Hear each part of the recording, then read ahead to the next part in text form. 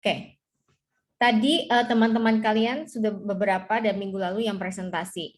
Ini saya coba rangkumkan materinya. Mungkin makalah kalian bisa saling tukeran, saling melengkapi jadi lebih lengkap. Ya, kita akan belajar strategi pengembangan kognitif anak usia dini. Kalau kalian sudah belajar perkembangan anak, ini basicnya, dasarnya itu adalah teori perkembangan. Jadi perkembangan anak itu kan banyak aspeknya. Salah satunya adalah aspek kognitif. Nanti kalian akan lebih jelas belajar di perkembangan anak. Karena tadi barusan saya habis ngajar perkembangan anak. Jadi perkembangan manusia, khususnya anak kecil karena kita PG PAUD, itu banyak aspeknya. Salah satunya adalah kognitif ini. Dan sekarang untuk mata kuliah kali ini kita akan fokus ke pengembangan kognitif anak usia dini. Oke. Siap ya, konsentrasi. Yang perlu kalian catat silakan. Kalau yang lebih baik mendengar, fokus mendengar, jangan terganggu di kiri kanannya ya. Teori pengembangan kognitif. Definisi kognitif itu sendiri apa? Kognitif itu biasanya, oke, abaikan ini ya, saya balikin dulu deh. Kalau kalian dengar kata kognitif, apa yang terlintas di pikiran kalian? Silahkan, yang mau kasih pendapat, silakan unmute dirinya masing-masing, sebut nama dan kasih pendapatnya. Tidak ada benar dan salah. Apa aja. Yang penting berani untuk berekspresi atau mengeluarkan pendapat. Silakan, apa kalau mendengar kata kognitif, apa yang terlintas di pikiran kalian? Saya, Bu. Ya, Molisa, silakan. Cara berpikir pada seseorang. Oke, jadi kalau Molisa ketika dengar kata kognitif yang terpikir adalah cara berpikir seseorang. Oke, Iya, ada Bu. lagi? Saya, Bu. Nursetia, oke. Kalau yang terlintas di kepala saya tentang kognitif itu suatu perkembangan, suatu pertumbuhan, maksudnya perkembangan dan pertumbuhan. Perkembangan dan pertumbuhan, apa? Ya, kayak suatu perkembangan anak jadi kayak gitu. Oke, ada lagi? Saya, Bu. Siapa sebut nama? Selvia. Ya, silakan Selvia. Cara berpikir, daya ingat, sama pola pikirnya, Bu. Kayak gitu. Oke, cara berpikir, daya ingat, pola pikir. Oke. Dicatat ya, Komti ya, yang sudah berani berpendapat. Oke, kita lihat ya sekarang di sini. Definisi kognitif. Jadi kalau ada juga teori yang bilang, kognitif itu berhubungan dengan inteligensi. Ada yang tahu inteligensi itu apa? Siapa yang mau kasih pendapat? Inteligensi itu apa? Ada yang tahu? Saya, Bu. Siapa nama sebut? Lisa Putri. Apa? Kecerdasan. Oke. Molisa Putri. Dicatat ya Komti setiap yang merespon. Jadi inteligensi itu ya benar, kecerdasan. Jadi kecerdasan itu berhubungan dengan kognitif. Kognitif itu pasif atau statis. Maksudnya apa? Kognitif itu potensi. Nah. Kognitif itu potensi atau daya untuk memahami sesuatu. Dia ada di potensi itu sesuatu yang kita punya potensi. Tapi kalau nggak dikeluarin, nggak diwujudkan, dia cuma jadi potensi doang. Misalkan gini, si Molisa misalkan ya, Molisa itu dia berbakat nari misalkan, dia bakatnya nari loh. Oh iya, tapi dia nggak pernah, Molisanya nggak pernah nari, nggak pernah dikeluarin. Akhirnya dia cuma, oh iya bakat nari, tapi tidak ada wujudnya. Dia cuma potensinya aja. Cuma jadi potensi doang, tapi nggak dikeluarin, nggak diasah. Mungkin dia nggak pernah latihan, nggak apa. Akhirnya ya udah. Paham nggak sampai sini? Ya, jadi statis. Nah, inteligensi atau kecerdasan itu katanya nih, ini lebih aktif. Jadi dia merupakan aktualisasi atau perwujudan dari potensi itu yang berupa aktivitas atau perilaku. Ya. Jadi misalnya tadi si Molisa contoh, dia berbakat, dia punya potensi bakatnya menari. Nah, dengan kecerdasannya menari itu, berarti dia kecerdasannya kalau di multiple intelligence, kecerdasannya kinestetik. Dia menari.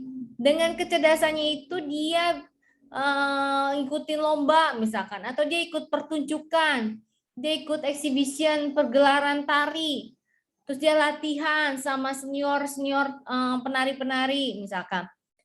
Jadi terasah, aktif, dia aktualisasi diwujudin. Jadi nggak sekedar potensi, tapi sudah aktualisasi, udah dilakukan gitu. Kognitif itu suatu proses berpikir, yaitu kemampuan individu untuk menghubungkan, menilai, dan mempertimbangkan suatu kejadian atau peristiwa. Itu kognitif. Jadi suatu proses berpikir, yaitu kemampuan individu untuk menghubungkan, menilai, mempertimbangkan suatu kejadian atau peristiwa. Dia adanya di otak. Berpikir. Diproses. Misalkan ada stimulus. Misalkan gini. Oke, masing-masing silakan, misalkan saya kasih tugas. Minggu depan kalian ada tugas kelompok untuk nanti masing-masing kelompok mempresentasikan kasus misalnya. Nah, kalian dapat informasi kan, dapat tugas kasus untuk misalkan kognitif. Mata kuliah kognitif, kasusnya misalkan untuk yang kecerdasan majemuk contoh aja ini. Oh, semuanya dapat tuh, 18 orang di kelas ini dapat informasi yang sama, bahwa minggu depan akan ada tugas presentasi kelompok tentang kecerdasan majemuk misalnya. Tapi tiap-tiap kalian tuh pasti beda-beda. Oh, misalkan si A nanti punya idenya apa, si B punya idenya apa. Oh, nanti gini aja, kita nanti kelompok kita cari ini di perpus. Ada yang udah ngatur strateginya, ada yang cuma minggu depan ada tugas. Udah cuma itu doang, beda-beda nih semua diisi kepala kalian. Ada yang malah dikasih tugas, minggu depan ada tugas apa? Misalnya kayak gitu. Nggak konsentrasi. Terus ada yang, yaudah gini, nanti kita presentasinya pakai video aja biar menarik, jadi lebih ini. Jadi isi kepala dari 18 orang di antara kalian itu beda-beda. Sangat mungkin. Kenapa? Karena proses berpikir tiap orang kan beda-beda juga. Kemampuan individu untuk menghubungkan, menilai, dan mempertimbangkan suatu kejadian atau peristiwa juga berbeda-beda. Ya, itu maksudnya. Dan kita nggak akan tahu pikiran kalian, kecuali yang bisa baca pikiran orang ya. Nah, itu pengecualian. Kita nggak tahu sampai, jadi itu cuma potensi doang, cuma ada di dalam yang nggak bisa terwujud. Tapi ketika kalian misalnya, hai teman-teman, nanti kita begini aja nih, saya punya ide begini, gini. Terus kamu keluarkan tuh dalam bentuk perkataan, misalkan ide. Terus gini, kamu ngerancang gini, terus kamu bikin, yuk kita bikin time schedule-nya aja. Hari ini kita ke perpustakaan dulu, terus bagi tugas habis perpustakaan, besok kita browsing, nanti ada yang ini. Nah itu udah ada perwujudannya. Kalau cuma sebatas di dalam yang nggak kelihatan tuh cuma potensi doang. Paham ya sampai di sini? Kita lanjut dulu. Ada beberapa ahli psikologi mendefinisikan intelektual atau kognitif. Tokoh-tokohnya tuh ada Terman, ada Colvin, Henman, Han, Pamela Mina, nanti silakan di browsing sendiri coba. Ya, biar kalian juga bisa mencari sendiri. Nah, teori pengembangan kognitif ada teori two factors Charles Spearman itu tahun 1904. Terus ada teori primary mental ability Thurston. Terus ada multiple intelligence itu ada Guilford. Gardner juga ini juga tentang kecerdasan majemuk atau multiple intelligence. Teori Tracy of Intelligence itu ada Robert Sternberg, itu banyak ya. Nanti ini silakan dicari masing-masing. Nah, kita lihat contohnya dulu. Misalnya, banyak tokoh-tokoh yang mengatakan, kemarin saya dengar ada yang membahas tentang Jeremy Brenner ya. Jeremy Brenner itu dia bilang apa? Terus ada Rangeley, ada macam-macam. Kemarin yang saya ingat tuh ada si Brenner ini karena yang presentasi ada bilang ini. Jadi kalau menurut Brenner ada 3 tingkat perkembangan. Ada yang aktiva, ikonik, sama penggunaan lambang. Misalnya. Nah, kalau di Brenner itu aktivita itu bayi akan belajar dengan baik jika bila belajar dilakukan lewat hubungan sensori motorik. Ini kemarin udah ada kan yang presentasi. Nanti di sharing aja saling makalahnya. Terus ikonik itu tahap ini terjadi pada saat anak menginjakan kakinya di TK. Jadi anak belajar lewat gambaran mental dan bayangan ingatan. Jadi banyak belajar kalau tahap ini anak belajar dari contoh. Misalkan dia kagum sama guru, dia contoh gurunya. Dia jadi punya gambaran mental dari si contoh itu. Itu mempengaruhi perkembangan kognitifnya. Ketiga itu tahap 3 lambang. Nanti mulai anak SD kelas akhir atau SMP di mana anak secara prima mampu menggunakan bahasa dan berpikir secara abstrak. Nanti ada juga Piaget kemarin. Piaget ada yang terkenal tuh biasanya di PAUD yang biasanya dipakai teorinya tuh Piaget. Piaget ini ada sensori motorik 0 sampai 2 tahun. Terus ada preoperasional 2 sampai 7 tahun. Konkret operasional 7 sampai 11 12 tahun. Terus ada ini ya. Konkret operasional sama dia mulai masuk abstrak. Abstrak operasional, abstraknya masuk berpikir abstrak itu nanti udah 12 tahun ke atas. Jadi nanti tujuannya belajar kognitif itu apa? Kita punya bayangan ketika kita mau ngajar anak usia, misalkan kan ngajar playgroup, anak 2-3 tahun, atau kali 3-4 tahun. Atau kalian ngajar TK anak 4-5 tahun, atau anak 5-6 tahun. Kalau kalian punya teori ini, punya pemahaman ini, kalian tahu, oh berarti anak 6 tahun tuh berpikirnya masih konkret. Nggak mungkin dong kita kasih misalkan mau ngajar membaca, oke anak-anak, ini ikutin ibu ya, A, B, tapi nggak ada contohnya, nggak ada yang dipegang, nggak ada yang dilihat, abstrak kan buat anak. Berarti kalaupun anak bisa itu ya mungkin anak-anak tertentu mungkin bisa, tapi lebih jadi hafal, bukan karena dia paham. Jadi kalau mau ngajar kan kalian misalkan ada yang bisa dipegang, huruf A nih kayak ini, misalkan kalau di Montessori ada namanya sandpaper letter, huruf raba. Ada juga pakai pasir bikin huruf A, atau minimal ada poster huruf A, terus anak-anak suruh bikin huruf A di udara, di angin A gitu. Itu kan bikin gambaran mentalnya lebih jelas dibandingkan, oke anak-anak, A, B, C, ikutin ibu ya, A, B, C, kecap dong ya. A, B, C, jadi tapi mereka cuma asal ngomong doang, tapi anak-anak itu nggak ngerti bentuk A itu gimana, bentuk B gimana, bentuk C gimana.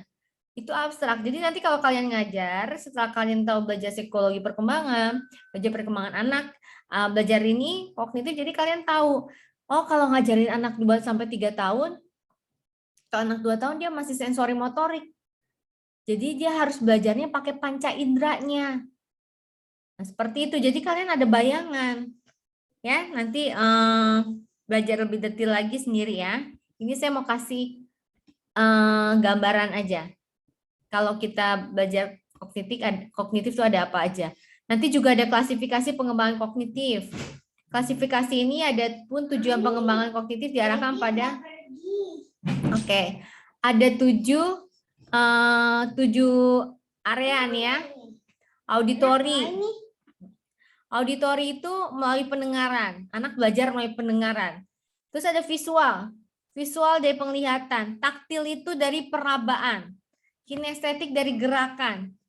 Aritmatika misalkan. Aritmatika itu pengembangan kognitifnya dari aritmatika tuh kayak matematika, kehitungan. Terus geometri dari bentuk-bentuk sains permulaan. Ini klasifikasi pengembangan kognitif. Terus ada faktor yang mempengaruhi perkembangan kognitif. Apa aja sih? Nanti kalian belajar juga hereditas keturunan. Faktor lingkungan, kematangan, pembentukan, minat bakat, dan kebebasan. Ini bayangan yang kalian akan pelajari di mata kuliah ini. Nanti juga ada program stimulasi yang dapat dikembangkan dalam kegiatan belajar melalui bermain. Nanti kalian akan membuat program tuh. Gimana sih untuk mengembangkan kognitif anak? Tuh, ada contoh-contohnya ya, program stimulasinya seperti apa. Misalnya, kalau misalkan mau mengembangkan kemampuan berbicara anak ya dengan bacain cerita, bercakap-cakap, memberikan buku gambar, kayak gitu. Terus metode, nanti kalian juga akan belajar dengan metode praktek langsung, dengan cerita dongeng, tanya jawab, proyek, bermain peran, demonstrasi. Ini yang nanti gambaran satu semester ini kita akan belajar apa. Nanti kalau kalian mau browsing juga ada teori kecerdasan majemuk, tuh macam-macam ya.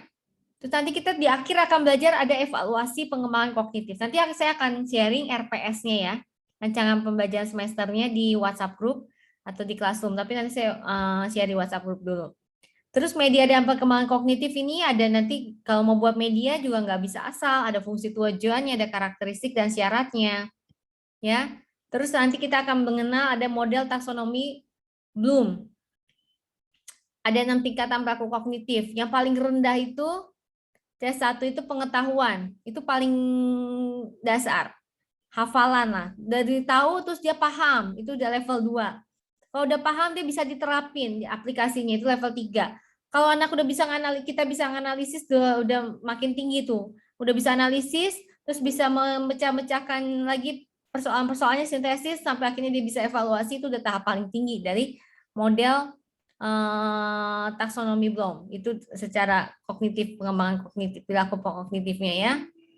Nah, ini contoh dari bayangan kalian akan belajar apa di mata kuliah ini.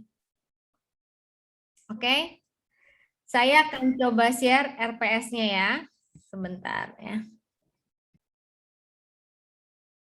Oke, kita lanjut lagi. Udah kelihatan di layar kalian? Ada, Bu. Oke, thank Udah, you. Bu. Ini nanti kita akan belajar tadi pengertian perkembangan kognitif, ada batasan ini juga sebagian di makalah kalian juga udah ada. Tujuan, faktor-faktor, permasalahan kognitif. Nanti minggu depan kalian bisa cari ini bidang pengembangan yang tadi saya tadi jelasin sekilas, nanti kalian cari lagi materinya lebih detail mengenai visual, taktil, kinestetik, aritmatika, geometri, sains permulaan anak usia dini. Ya, nanti kalian bisa udah dalam kelompok kalau sekarang ya. Kemarin kan sendiri-sendiri. Nanti kita akan bagi kelompoknya. Nanti ada yang bikin pengembangan visual, berarti ada berapa kelompok nih? Visual, taktil, kinestetik, aritmatika, geometri, sains permulaan. Jadi nanti itu dibagi sesuai dengan kelompoknya ya. Sama satu lagi auditori ini ketinggalan. Saya langsung tambahin. Auditori. Jadi total ada berapa tuh? Auditori, visual, taktil, kinestetik, aritmatika, geometri, sains permulaan, ada 7. Jadi nanti kalian dibagi 7 kelompok. Ya. Nanti habis ini kita bagi. Jadi tugasnya kalian nyusun makalah. Nanti bisa bikin kayak tadi contohnya, bikin program stimulasinya seperti apa, cari teorinya. Ya. Itu untuk minggu depan.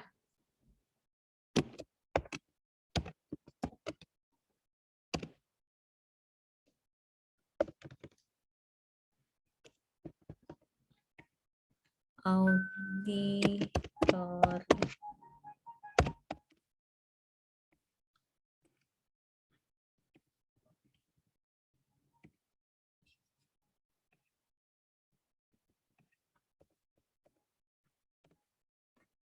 Oke. Nanti minggu depan lagi kalian akan belajar ini. Karakteristik kemampuan kognitif, tingkat capaian perkembangan kognitif per usia. Terus nanti ada belajar teori Piaget, Vygotsky, Jerome Bruner, Ausubel. Terus nanti taksonomi Bloom. Tadi udah sekilas saya singgung di awal sebagai pengantar. Nanti metode pengembangan kognitif di jenjang PAUD tadi udah udah ada teasernya. Kalau di film ada teasernya kan. Tadi udah di awal udah saya kasih gambaran. Terus nanti kalian pertemuan selanjutnya juga akan belajar bikin AP, alat permainan edukasi untuk pengembangan kognitif. Ya. Terus nanti di akhir akan ada evaluasi dan penilaian pengembangan kognitif jenjang PAUD. Gimana sih kalau mau menilainya, nanti ada pedoman evaluasinya. Dari mulai nyusun instrumen evaluasi sampai pedomannya juga seperti apa. Ya. Oke, itu gambaran dari RPS atau gambaran perkuliahan semester ini. Oke, sampai di sini ada pertanyaan? Nggak ada? Tugas kalian kemarin itu umum kan, jadi kalian silakan cari tentang kognitif, ya kan? Jadi sebagian besar untuk pembahasan minggu-minggu depan itu sebagian udah ada yang kalian sudah bahas di makalah kalian dan presentasi kemarin. Tapi nanti kita tiap minggu kita akan perdalam lagi. Oke? Kalau nggak ada pertanyaan, nanti kita setelah ini akan kita bagi kelompok, kita akan diskusi tentang tugas kelompoknya. Oke? Saya stop recordingnya dulu ya.